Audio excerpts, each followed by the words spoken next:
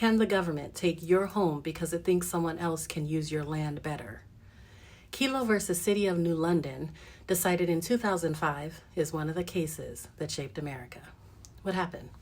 New London, Connecticut wanted to redevelop an area to bring in new businesses, jobs, taxes, the whole thing. But people were already living in the area. They owned homes there. Suzette Kelo and several neighbors refused to sell, so the city used eminent domain to take their properties, but they did pay them for the properties. Kelo sued.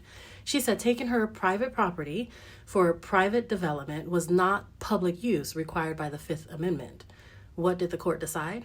In a 5-4 decision, the Supreme Court sided with the city.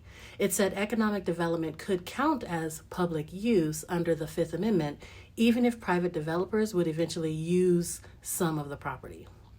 Why does this matter? Because eminent domain wasn't limited to things like roads, schools, or parks.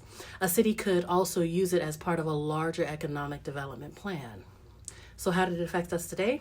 That means that eminent domain isn't just about building a highway through your neighborhood. A city may also be able to take your property as part of a larger redevelopment plan. But exactly how far it can go largely still depends on what states you live in. Because every law has a history, and some of the biggest challenges in America started with one person willing to challenge it.